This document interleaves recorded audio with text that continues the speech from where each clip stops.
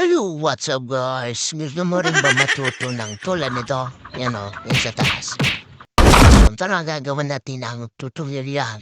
Ano pang hinintay natin? Let's go. Una, pumunta ka sa CapCut, then click mo, pindutin ang new project, tapos mamili ka lang ng video na gusto mong i-edit, tapos pindutin ang add. Boom! Yan ang mukha na artistahin. Tapos swipe mo lang ng konti, tapos click video, then click split, delete, swipe mo ulit, tapos then pindutin ang split, click ang video, then delete.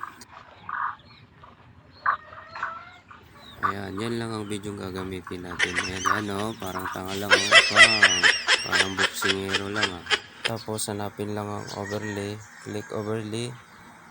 Then, itapat lang natin sa on ng video na ginawa natin. Tapos, i-click mo lang yung nasa babang video.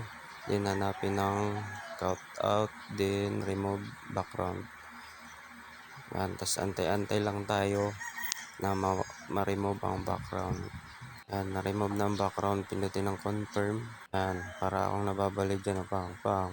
Suntok na wala naman sinusuntok. Ayan, tumatalon pa ako.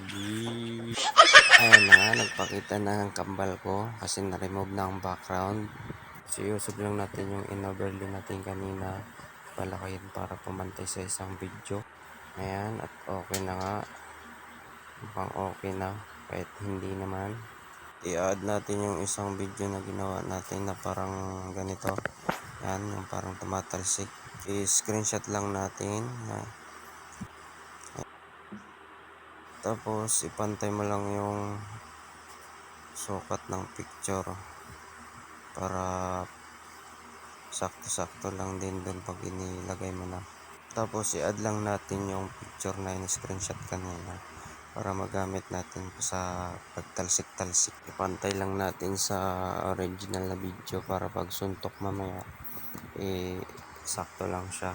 Kasi yan yung picture na in-screenshot kanina. Yan ang tatalsik mamaya kapag sinuntok na. At ito na nga ang final result ng video. Panoorin natin.